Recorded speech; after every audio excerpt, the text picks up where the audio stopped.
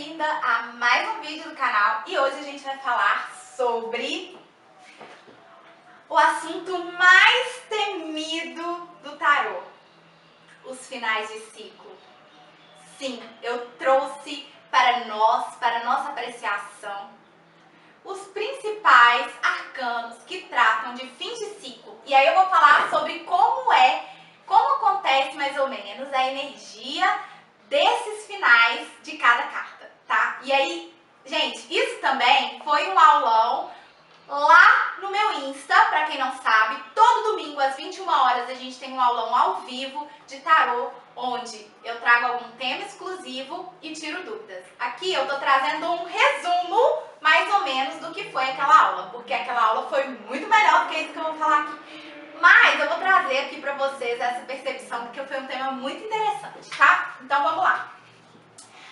Vamos começar aí pelos arcanos maiores. E aí nos arcanos maiores, a gente tem 3 cartas que vão principalmente falar dos finais de ciclo, tá? A primeira que eu vou trazer aqui é a mais temida, abominada... Não, mentira.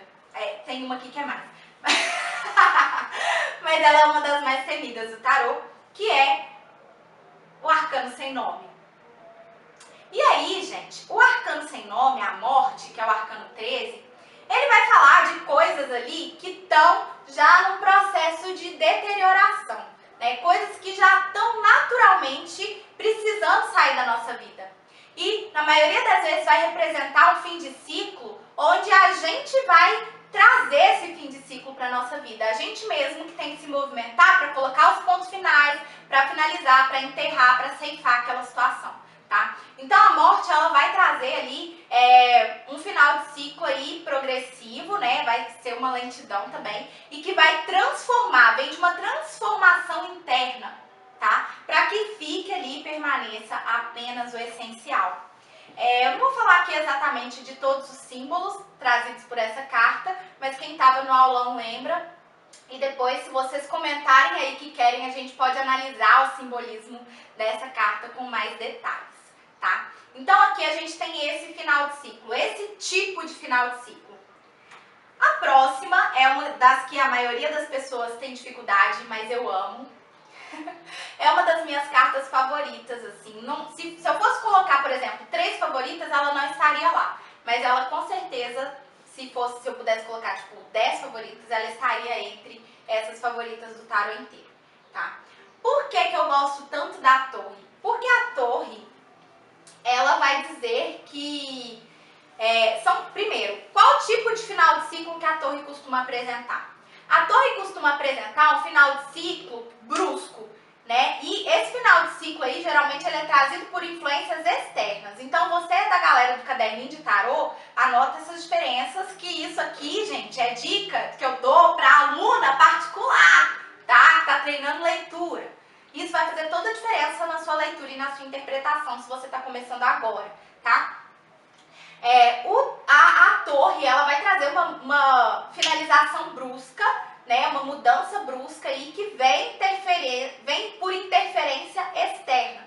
Então é uma questão aí trazida, digamos, pelo destino, que vai finalizar, romper, né, uma ruptura, vai levar aí algo abaixo, uma situação da sua vida abaixo, né. Lá no aulão eu dei até alguns exemplos da minha vida pessoal, né, que se relacionaram, da minha experiência prática aí com tarô, que se relacionaram com isso.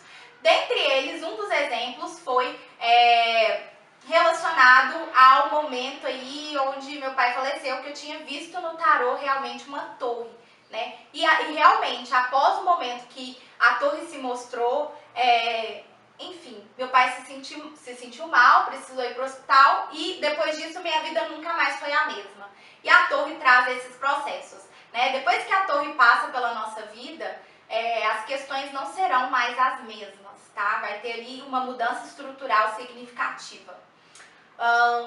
Enfim, a gente está falando aqui sobre as finalizações que vem com a torre. Existem outros aspectos da torre que também, caso vocês queiram mais análise sobre esse arcano, vocês podem comentar aí que a gente traz, tá bom? E aí a gente tem o queridinho do Brasil, que é o mundo. E o mundo é um arcano que vai trazer uma finalização aí através de uma conclusão. Então ele vai falar de um ciclo mais longo, onde teve ali aprendizados, investimentos, crescimentos, onde se passou por outras finalizações também e aprendeu-se com elas, né? E o mundo, ele vai trazer uma conclusão. Então são finalizações também que vão levar a sua vida para um outro processo.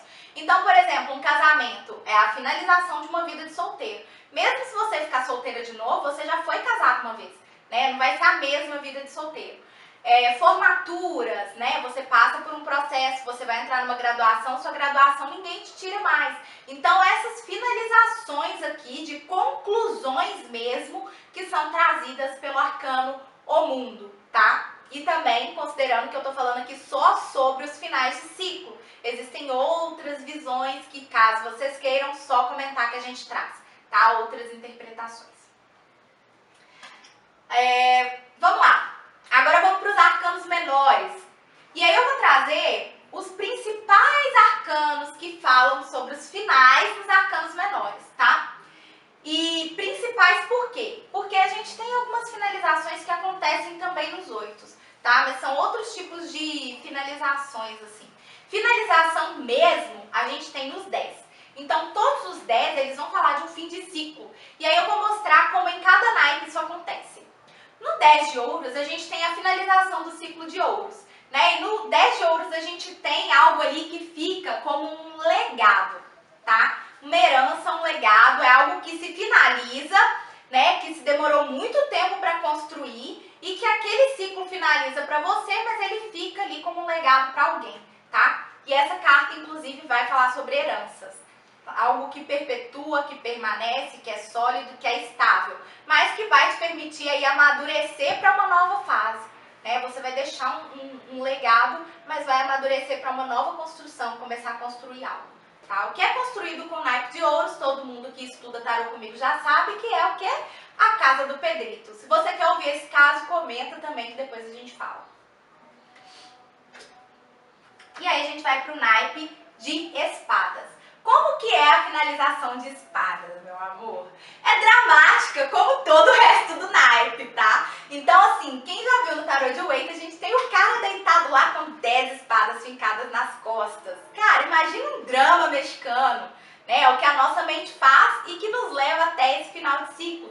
Então, alguns vão falar que o 10 de espadas é o fim da dor ou a dor do fim, né? Quando a gente chega aqui, a gente tem um processo, o 9 de espadas é assim, é um momento onde a tensão mental é tão grande, a preocupação, a tormenta é tão grande, que na hora que chega aqui nessa fase, na finalização, a gente tem um alívio que é trazido por esse arcano. Então, assim, é algo aí que corta mesmo, que vem a facada, né? Por exemplo, uma pessoa que estivesse doente aí por muito tempo e de repente ela vem a falecer, né? Para ela talvez fosse melhor a passagem, é esse tipo de alívio. É muito difícil, né? Porque é uma morte, mas é algo aí que traz um alívio para uma dor, um sofrimento, tá? Então, 10 de espadas é esse tipo de finalização. É dolorosa? É, mas ao mesmo tempo é melhor do que continuar do jeito que estava. E aí a gente tem o 10 de copas. O 10 de copas, meu amor, o 10 de copas, ele vai trazer aquele final feliz. O 10 de copas é o final feliz, tá? Na maioria dos casos. Claro que existem também várias interpretações, eu só tô trazendo os finais dessas cartas, pelo amor de Deus. Não vem tarotista aqui me tacar pedra, tá? Eu tô trazendo só os tipos de finalização que cada um desses arcanos pode simbolizar. Vocês querem conversar mais sobre isso? Comenta, gente, porque meu melhor termômetro é o comentário de vocês. Tá? Então comenta, pergunta, que aí a gente vai ver aí modos de aprofundar os simbolismos desses arcanos. Mas o 10 de copas é o famoso final feliz, né? O viveram felizes para sempre. É aquele final que inspira gratidão, que traz alegria para o nosso coração, satisfação emocional. A gente atingiu ali o ápice da nossa colheita, do nosso desenvolvimento sentimental e emocional. Tá? Então, o 10 de copas é essa carta, é o final feliz. E aí a gente tem o 10 de paus, né? A gente sabe que a jornada de paus é assim, é cheio de batalhas, é cheio de lutas, né? Aquela busca mesmo, que demanda um esforço, uma dedicação. E aí, a gente tem então no 10 de paus, o guerreiro tá cansado. A gente sabe que o naipe de paus é uma grande batalha, né? Ali a conquista e tal, e interna e externa, inclusive, né? Depois a gente também pode falar mais sobre isso, se vocês querem, vocês comentam aí. Mas aqui no 10 de paus, cara, o guerreiro tá cansado, né? A gente tem aquela finalização ali, onde a gente tem aquela sobrecarga, aquela necessidade de aguentar mais um pouquinho para poder dar conta, e aí sim a gente tem o alívio da tensão para poder começar o ciclo novamente. Então, assim, no 10 de paus, a gente tem essa finalização que vem aí através dessa força, né? A gente chega aqui no ápice do uso da nossa força, da nossa energia vital, tá? E aí o momento do alívio da tensão vem justamente graças a isso. Também é um arcano que vai trazer essa finalização. Bom, então é isso em relação a cada uma dessas cartas. Eu espero que vocês tenham gostado. Comenta aí se fez sentido para você. Comenta se você também tem alguma coisa a acrescentar, né? Lembrando que eu trouxe aqui apenas o aspecto das finalizações que essas cartas têm. Se você gosta desse tipo de vídeo, deixe seu like, se inscreve no canal, caso ainda não tenha se inscrito, e compartilhe esse vídeo com todas as pessoas que você acha que podem gostar desse conteúdo. Se você gosta de tarô, vai lá no meu Insta também, que lá todo domingo às 21 horas eu dou aulas gratuitas de tarô com temas diversificados, tá bom? Então é isso, um beijo pra você, até semana que vem.